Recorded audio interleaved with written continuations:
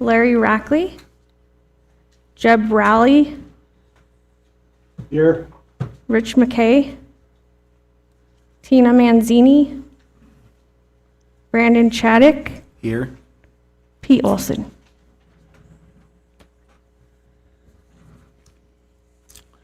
Okay, do we have a quorum? We do? Yes. We'll go next to public comments. Are there any public comments? They must be general in nature, not relative to any item on the agenda today. Discussion can be held, but no decision could be made. Mr. Clifford. Welcome. Big surprise, huh? For the record, Bob Clifford from Fallon, Mr. Chairman and board members, continuing to do what I've been doing, watching after the issues with the vaccines and other related things. You know, there's a large body of evidence that's now come out that the vaccines are actually the cause of a lot of deadly diseases, sudden deaths, turbo cancers, all kinds of really nasty things. There's 6 pages of articles attached to the handout, and there's a lot of new big things in it. For example, Canada has now recalled all the COVID vaccines, withdrawn them from the market after Japan did it last month. So, you know, this country is making big decisions on this stuff. And you'll not find any of this in the mainstream media. It's being covered up. They're beholden to pharmaceutical advertising money and that, you know, and or government telling them what to do. The latest disclosures include that the vaccines weaken the immune system so viruses can kill you. One of the ways it does that is it kills all the bifidobacteria in your gut. And that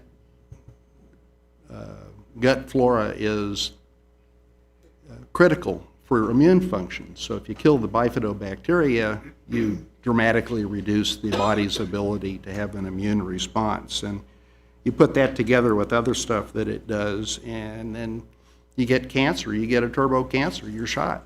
Your body can't fight it. So it's really scary what's coming out. Also, they now have directly linked the vaccine to kidney failure, cerebral thrombosis, which is like blood clots in the brain. There's evidence that came out in a Pfizer FOIA request that the military actually developed this and considered it a weapon system. The vaccine, a weapon system. So that's a little scary. Moderna has confirmed that their vaccine causes cancer. You know, I mean, they're not even denying it anymore. And to further depopulation effort, it's sterilizing men. It changes the sperm so that it can't swim. Well, you can't get the job done if you can't swim, if you're sperm. So, you know, Canada's pulled the vaccine. In the U.S., you have the CDC thinking that children under 9 months should get double or triple vaccinated, which to me, given this thing's like a bioweapon, that's a death sentence. May be a delayed death sentence, but that's what it looks like to me. And all of this is being covered up by the mainstream media. The Biden administration's looking to sign on to a World Health Organization treaty that's a pandemic treaty. And if we do that, we turn over our sovereignty to an external organization that, you know, these guys are not elected. They're controlled by people like Bill Gates. Bill Gates is the biggest contributor to the World Health Organization. I didn't know that. And China, which apparently controls the World Health Organization. This signing this treaty is strongly opposed by now 26 Republican governors, including our own Governor Lombardo, which is good. And those governors have said they actually will not support the, not only not signing it, but they won't participate. They won't go along with what the, if the World Health comes in and says they have to do something. So, if the administration does sign this thing, I think the World Health will attempt to do a forced vaccination. They've said as much. And World Economic Forum guys say, hey, we're on track to reduce the population of Earth by 6 billion people by the end of 2025. They must have an idea how they're going to do that. You go, well, wow.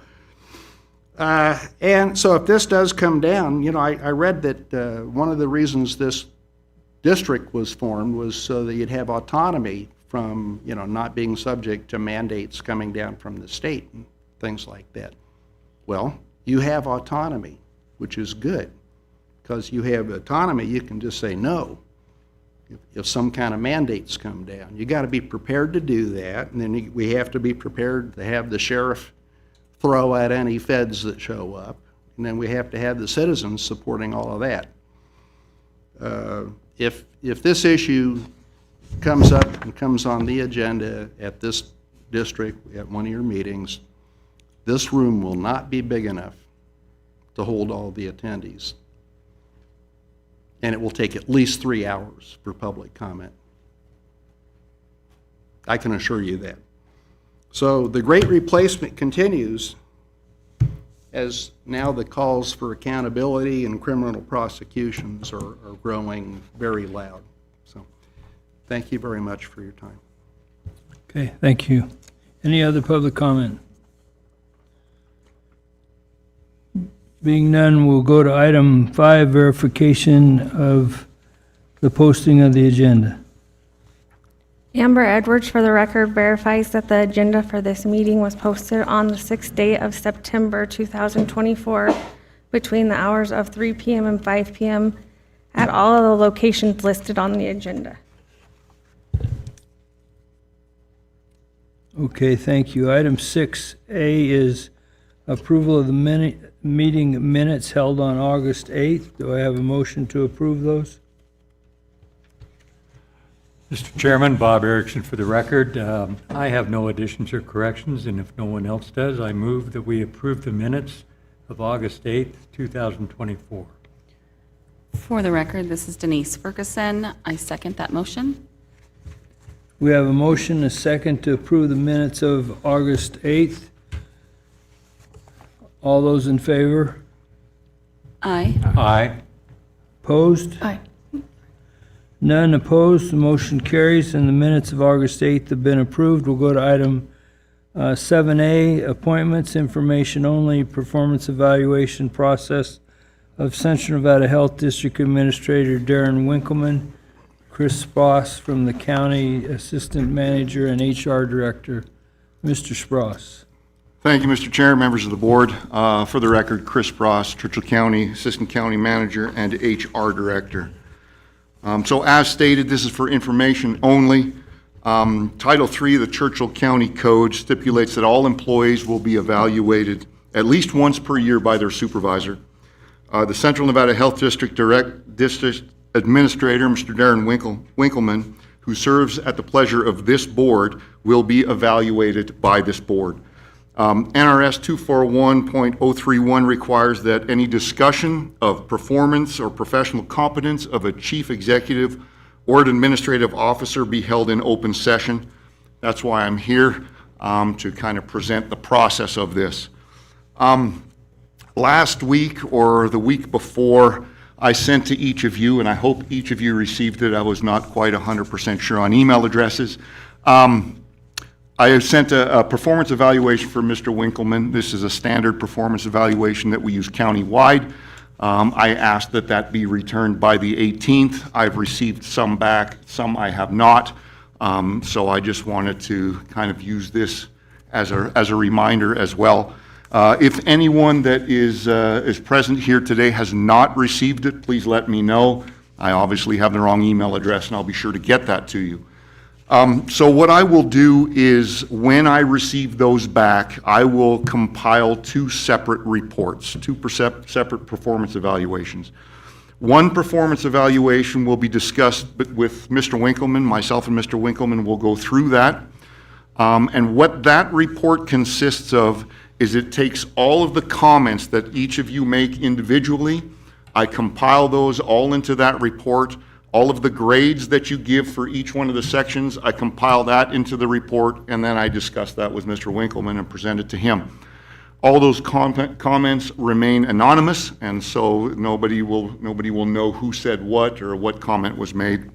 And that is for Mr. Winkleman to review and digest.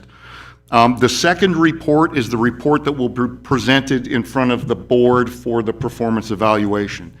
That is a much smaller report. It's the same style as what you have seen, but what I do with that is I essentially just take the averages of the grades for each one of those sections.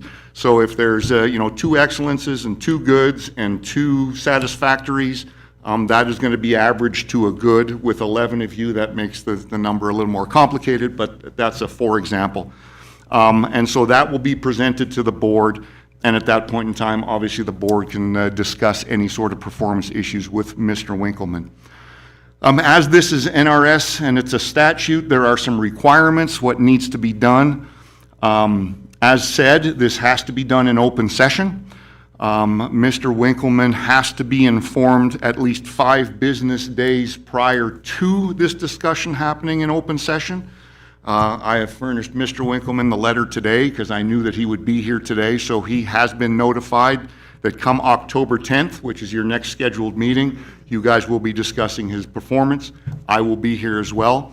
And really just wanted to see if there was any questions regarding the process or anything for me that you guys wanted to discuss. And with that, I'd be happy to answer any questions that the board may have. Are there any board members either here or on the phone or whatever, not here, that didn't get one of these review packets from Chris?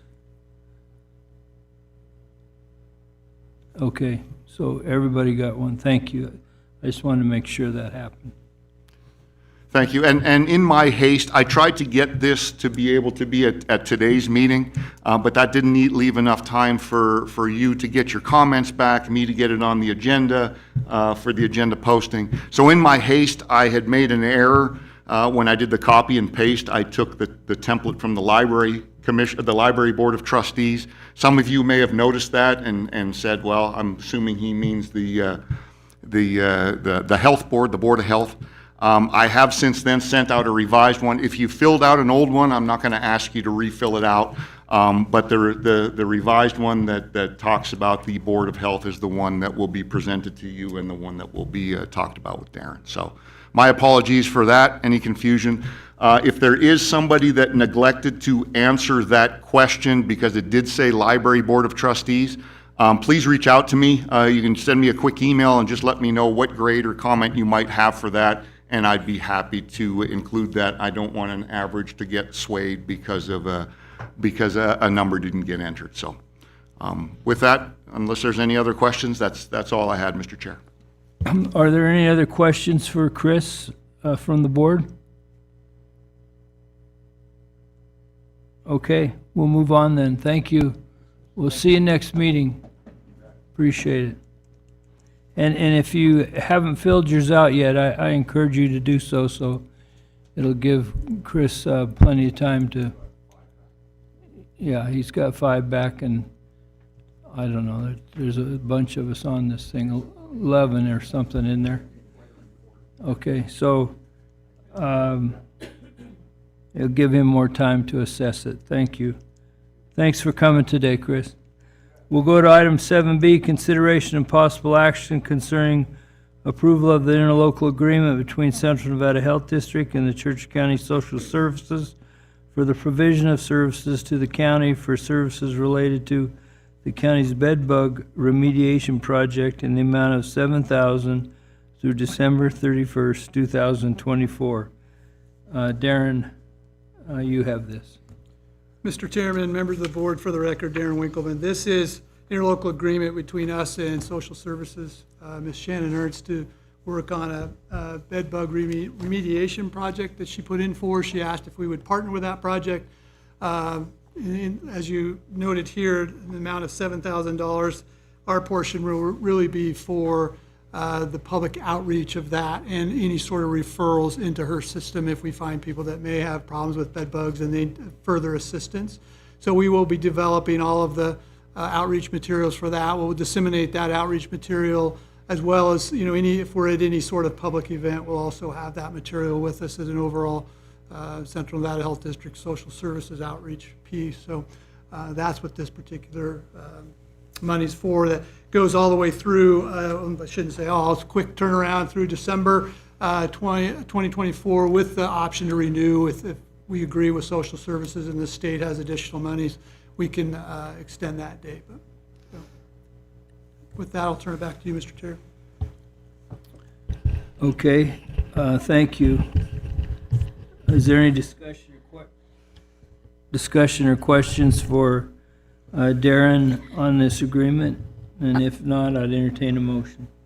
For the record, this is Denise Ferguson. The only question I have, Darren, is obviously Churchill County has a really very robust social services program here. Some of the other counties that we represent do not. I think in Mineral County we have like a couple guardians, and then everything else is really through community grant programs like Chester CAW or, the hospital, those kind of things. Bed bugs are obviously a huge problem with us as well. We do a lot of referrals for ADSD and APS. So where is the ability to maybe expand this to some of the other counties that are smaller and don't have that kind of collective county office? For the record, Darren Winkleman, yeah, it's a great question. It's actually the first question I asked Shannon when I met with her about this. Can we utilize the outreach material throughout the other counties, throughout the district? And she assured me, yes, that was the case. We didn't get into the details of how those, if we had to refer maybe somebody out of Mineral County or Pershing County, but certainly I think that would be something she would entertain and help us figure out the solution to that if we had to. But we are going to be pushing out to all the counties. Thank you. Any other questions? Okay, I'll entertain a motion.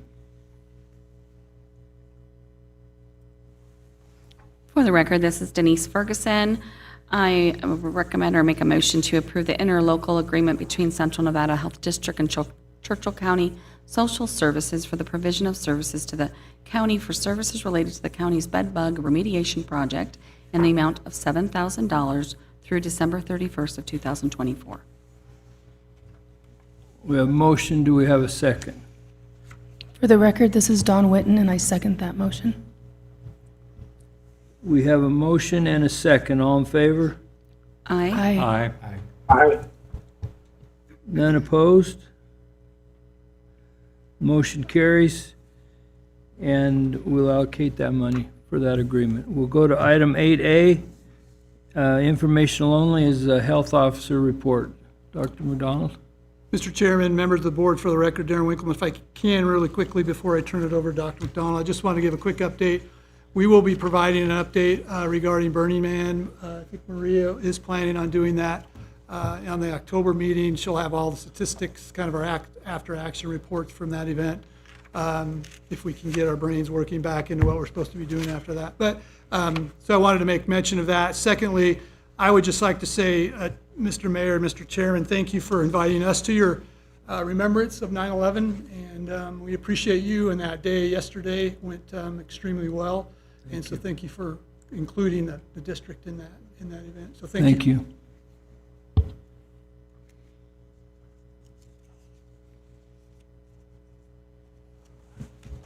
Good afternoon, Chairman and Board. Dr. Ted McDonald, for the record. In your packet is my report, and like normal, it's kind of chatty, and I'm doing better at spell checking in English, and in the different areas I like for this time for the environmental health, public health professionals, I received the reports from Maria Maria Menjivar, who is the director or programmer, program manager of that. And then at the end, we have our epidemiology report that's placed there. That is from Victoria Spesic. And then the clinics report is coming from Desi Reeves. So we've tried to break it up a little bit so it's maybe an easier format to look at, and there's a lot of information in there. So I am available for questions at this point, and if you have anything specifically that you want me to address, I'd be happy to do that. For the record, this is Denise Ferguson. I guess there was a couple things on the report. One at the very end was the suicide data. I was largely surprised to see so much suicide in Churchill County. And I guess just not knowing, but I mean, a lot in a month, really. I was shocked. So I know that there's like the New Frontier, you know, there's programs here, but like what is available or missing, or what's our engagement? Like, why is that number just so poignant compared to any of the other counties that are in our district? One of the major reasons for this is our reporting criteria. If you look at the reporting criteria, if there's somebody comes to the emergency department or a clinic and reports that they have a regular questionnaire that goes to each patient, and if they had a thought of suicidal ideation a week ago, or if they've thought of, or if they've tried an attempt. So what happens is this, when our epidemiologist goes through this, what they first get is just this report of how many people met that criteria. Now, not that many people were coming into the hospital for suicide attempt. So that's what breaks it out. By the time you get to suicide attempts, there may be only 1 or 2 a month. And then when you look at who comes into Churchill County, or you know, we do have a higher volume of folks here. So it's not anything that's out of the ordinary that has been look back at the past. So we can have 11 to 15 people a month that check in and have these, will report to us. So is there an opportunity to find out how we can be of a greater resource outside of the clinic piece to HR directors of large employers or school district teachers? Or I'm just trying to see a way to gather that data or give tools or identify people in jeopardy prior to getting to a clinician. And is that something in our goals we can look at for the future outside of the clinical space, like reaching out to people who might be able to connect to these individuals at a different point? The other thing is, obviously, just probably part of data is COVID is severe in the one point, and I think a lot of that has to do with probably you guys have a more regular clinic that's being seeing patients in Churchill. Because I know in Mineral, and this is a lot of just what's reported, we're seeing so many that are home tests. I could tell you 20 people right now that had COVID in the last week in Mineral County, but it's usually all home testing. And I guess I don't know how to get around that. Like if we make employers secondary test with, so we have some kind of confirmatory testing, but I'll be honest, COVID, what we're seeing is a lot bigger strain than we have in the last 2 years, and it's lasting 2 or 3 weeks as far as the symptoms. Not hospitalization, but the symptoms are definitely more respiratory in nature. They're definitely laying people out, and they're definitely getting on Paxlovid, probably even secondary steroid the second or third week. So I just think that that's probably going to be a little bit of a push for this next quarter. Those are just some thoughts. Yes, and we just recently had our state Board of Health meeting, and it's not just these 4 counties, it's everybody is having the same outbreak, and it is the same symptoms. It's the new strain. It's called Flicker or Flick at this point. And it's, it happened around the school because many of the teachers and when the back to school, they were kind of looking at maybe that had something to do with it.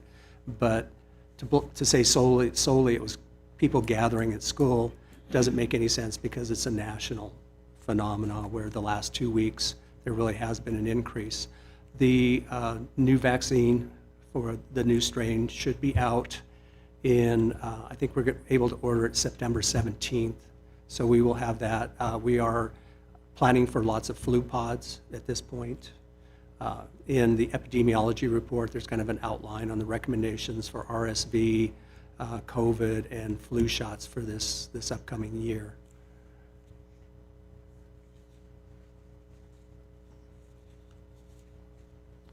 Back to the suicides, are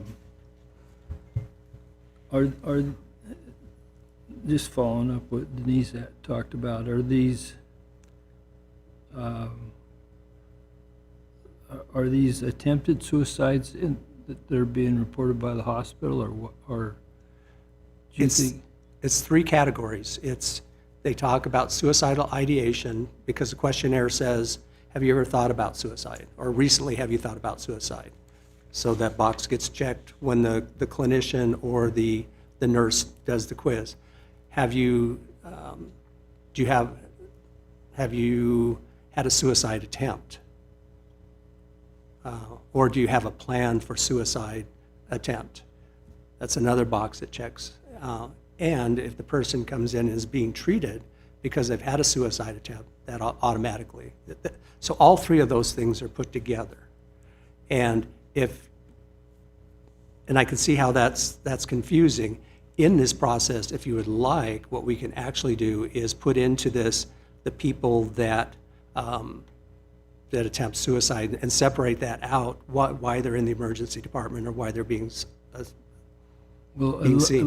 You know, it looks like when you first read this, I mean, you can glance at it and think there's 11 suicides.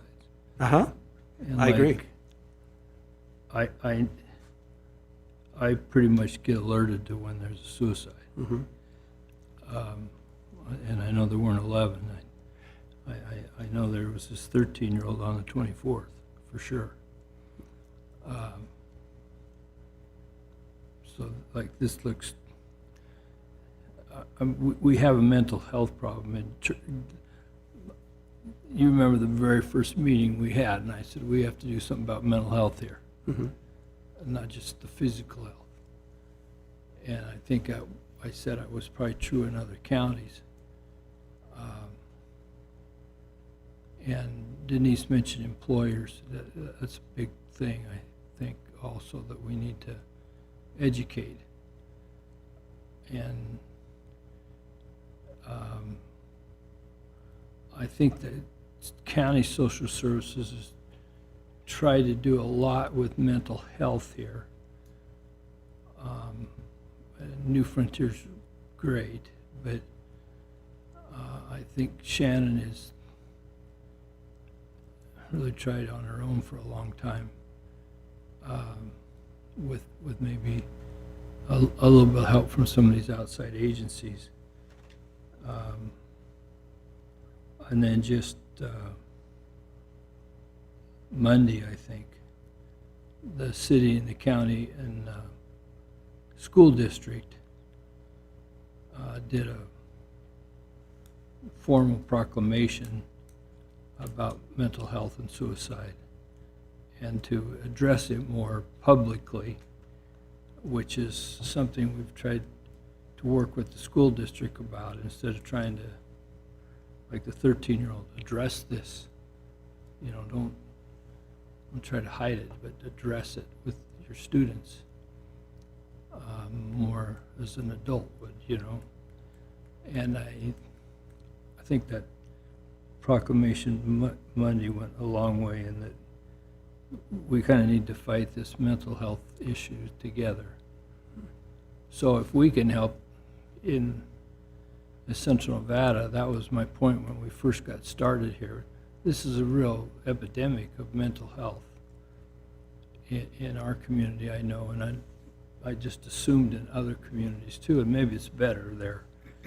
I don't know, but, I mean, that's a homeless issue, is mental health, but mental health in young kids and, you know, the 30 to 40 age and 25 to 40 is a tough age too right now.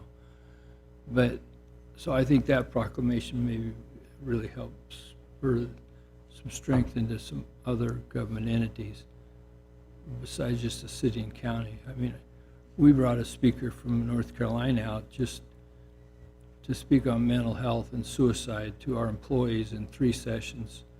First 2 with employees, the third one with the employees' families. Bring your kids, you know, at 5:30 or 6 o'clock that night. Let them talk to them about this. Let's not try to hide this. And look for indicators from fellow employees or citizens you deal with that we think are just normal. Like, I think you're fine, you think I'm fine. We don't know how they're struggling. But what are those indicators that they go home on Friday night and they don't come back Monday morning because they committed suicide? So not just to find out our workers, our 110 people, but who they interact with and their families. So we thought Shannon had him at an outreach for the public, so we just brought him for our employees. But so that's what we need other employees to educate. Because I lost one who went home Friday night and didn't come back Monday morning. We had no idea that he was going to commit suicide. It was fine, we thought. So what are those indicators? And we had lost 2 at the city since I've been there, and 3 since Bob had been there. One before I started, right before I started in '86.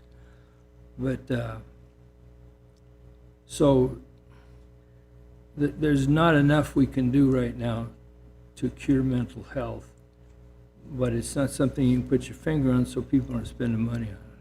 So it's not like a vaccine or these health things you have. You know, it's actually on the second to last page of your thing, and I think it should be on the first page. Suicide, are you kidding? Nobody wants to talk about it, and they need to talk about it, and they need to talk about it at the dinner table, but they don't want to talk about it, so it just continues. And it's a plague on you don't see 70-year-olds on here. You know, you see young people on here that have their whole life ahead of them. So I think Denise is hitting on a point. I don't think this is Churchill County. I think this is in all the counties. But when you have young people that, if you're just saying these alerts or warnings, are you kidding? You know, they're headed somewhere, or their friend is, because they're talking about it amongst some core, and you're going to lose somebody. This 13-year-old who didn't want to go to school, his first day of school in high school. I was going to say, it's usually... Who doesn't want to go to their first day of high school? That's got to be, life's that bad? Are you kidding? Come on, it can't be that bad. So,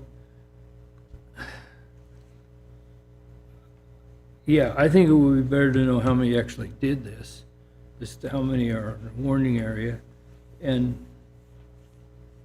do we fill the form out?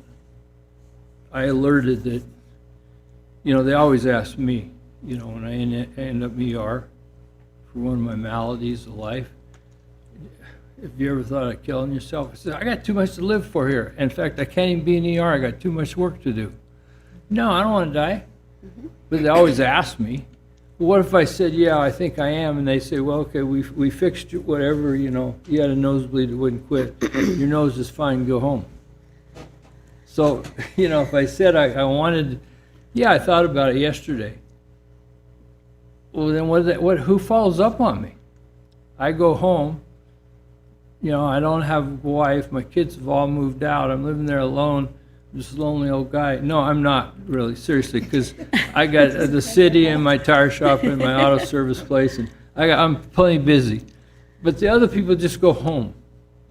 And who's following up on them because they put down there that they thought of ending their life? You know, who, I filled the form out, I alerted, I warned, as your thing says here.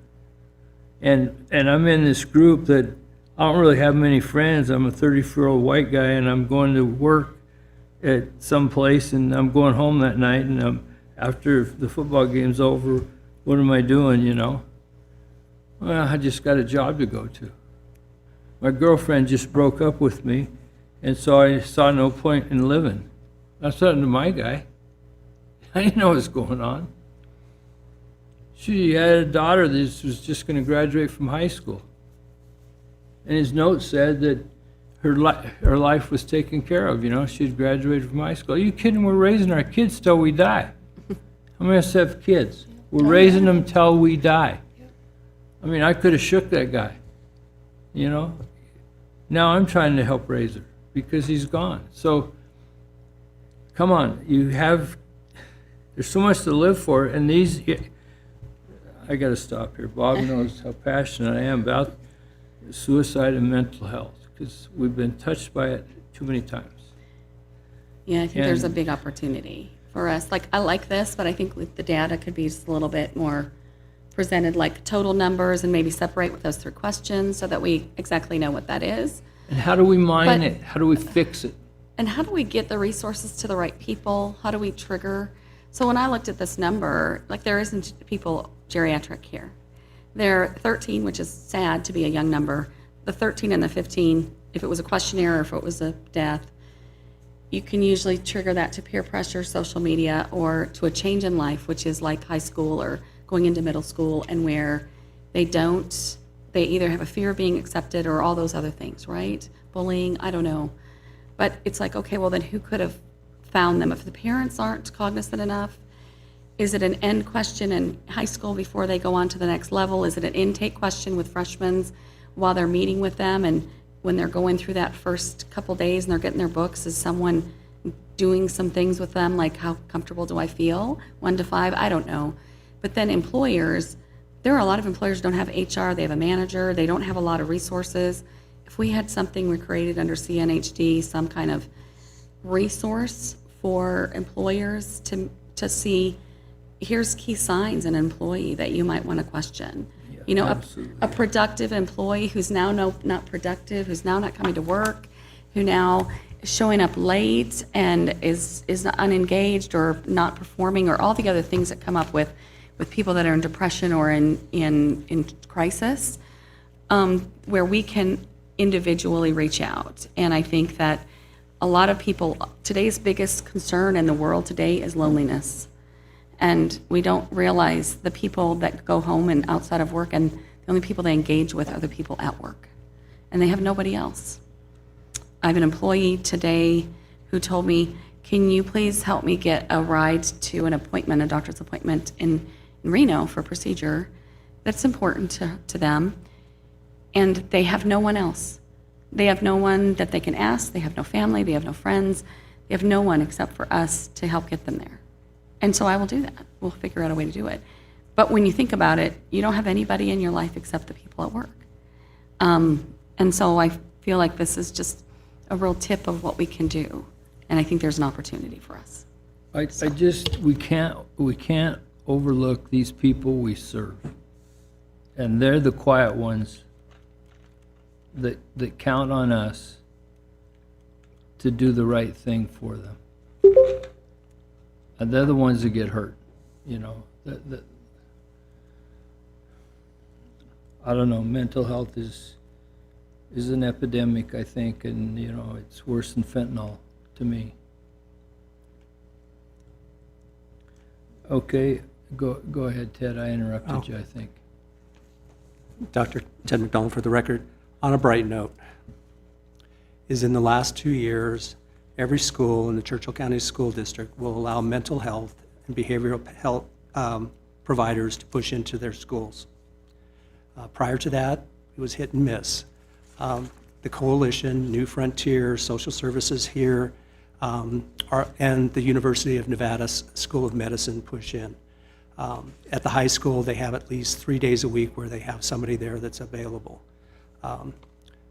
Administration and teachers have been trained and had personal, the personal day education, or whatever they call it, where they stress looking at the mental health part of things. When this episode happened at the beginning of the school year, I was contacted by the high school, and I provided them the personal phone number for the New Frontier manager, and New Frontier mobilized their group to go out and take care of teachers and students that were affected by this. There's a lot more that can be done. Recently, we just had a flyer coming through our social media about this Suicide Prevention Month, and had the numbers on who to call, what to think about, and we pushed that on. I pushed it on out in my social media. So there's some soft things we can do, but there's other things that really, as far as, focusing more on employers, and there's a lot of opportunities for this. I'm hearing clearly the direction from the board that this is an important thing. And where we wind up doing is starting to balance things. Is we talked at a meeting or two ago about, why are we not doing a lot of clinical things as far as clinics and health? And a lot of it is because we have a lot of resources already in that area. So clinical cases coming to us, is just, they still have enough resources where they don't find that we're really high up on their choice. But that, if we take those resources, part of those resources, and focus it on an area where the board directs us to go, we can sit down and we can make a plan for that and look at the other options that we have available. So if the board gives us a clear direction, we really want to focus on this, that is part of public health, is preventative care. It's one that hasn't been stressed in the past, but it is part of public health, preventing deaths, preventing morbidity and mortality. So if I would please ask the board to, provide us that direction, and that's, it would be nice if it was something where we can come back and have, at another meeting, it's like, okay, the Central Nevada Health District Board of, Boards says, this is where we want it to be, make it official, and we will still work on it and look for opportunities, but I'd like to see that we're known for this, that we have our marching orders. Darren? You? Dr. McDonald, not to downplay any of this, I think if the direction of the board was an initiative to really work on suicide prevention and awareness, I would want to see a lot more data points. So could we get a trend back for the last 2 years? Have the programs been successful? How are we benchmarking nationally? And then this is one county out of all of the counties, is that correct? And the data analytics is probably tough for you, because how do you gather this from Pershing County? What would happen, Ted McDonald for the record, what would happen for Pershing County is if someone came to Churchill County, that information would be reported to and assigned to Pershing County. So if they came to Fallon, we're seeing here, and that was what was in it, then they would be assigned to Pershing County. So when they come through my ER and they have suicidal ideations, and we intervene through our mental health services, that's not necessarily reported to you currently, because there's no mechanism to do that? You should be reporting to Central Nevada Health District, because you're no longer a state. Yeah, I mean, we aren't in Mineral County either. So, I mean, that's why the data is a little bit interesting, because, I mean, we all ask these same questions, both in clinic and in ER. And, our mental health requirements are just similar to what you were reading. Do you have a plan? Have you attempted? Or, do you have those thoughts? And it's not an uncommon question to get yes on these, especially in certain categories.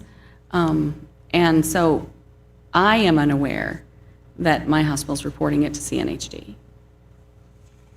It- Unless you guys are somehow pulling it through analytics through our EHR that I'm not aware of. And that's what I was going So, to say. I so assumed our EHR would. I mean, our EHR can pull it if you have an analytic mechanism to do it. I just don't know if you're doing that. And that way, and we can't see it in the report. You know, we're only seeing Churchill. And We need to run that down and see if you're getting that from Right. the other. If you look at the last page, you'll see what the resources were that the epidemiologist used for this. Do you report to any of those systems? So let me get That's down. okay. We'll round it up. I'll ask our epidemiologist how that reporting's happening, what Aurora needs to report, and see if we need to do any follow-ups and figure it out. Yeah. That's I appreciate that they have these resources. I wouldn't say that we're mandated, so that's the difference. We're not mandated to report to some of these, and in the smaller hospitals, therefore, you're not going to get that data unless you ask for it. So I think that's an opportunity for us to have the epidemiologists reach out to us for those purposes and find out a way to analyze it, because we can create really simple analytic reports that you guys can pull out and generate on your own. So we can further that discussion, because I agree the data would help us better to know what program we would recommend to you by knowing what the full scale look is.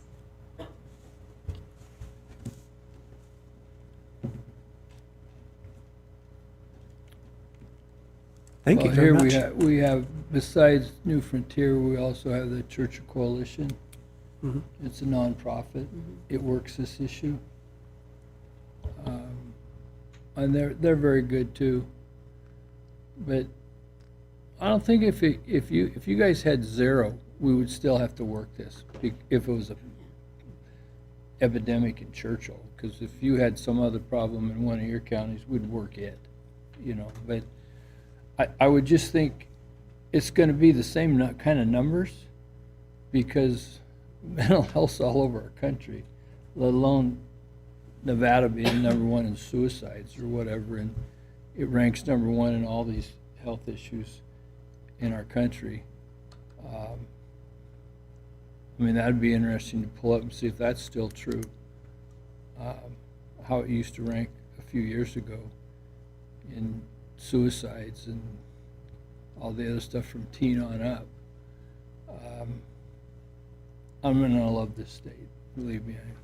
My whole family's been here forever, but it does have some faults.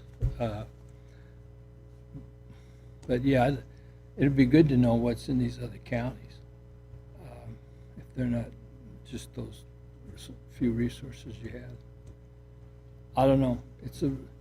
Mental health is so troublesome, and like Denise said, if employers even knew just a few key words that they use that tip you off, that, wow, he said like never, or going out the door, and what? Never see me again? You know, things you don't think about, and it tell you. And productivity is a good thing. My guy was very productive right up to the last day. But what's going on, this lifestyle change and things like that, you know, or drinking thing starts all of a sudden, and different things. Drinking, it could be eating, it could be socializing and not socializing. All of a sudden not coming around with the guys, and a lot of things. This guy, it was amazing what they know and can see. So anyway, not to keep beating this on you guys, but yeah, I think if you would kind of get those numbers together, I think that would be very interesting, what was in these other 3 counties that we serve also. And when I sit here, I don't sit here just as a city of Fallon. I sit here as this is a board of 4 counties in the city, you know. So we serve all this region.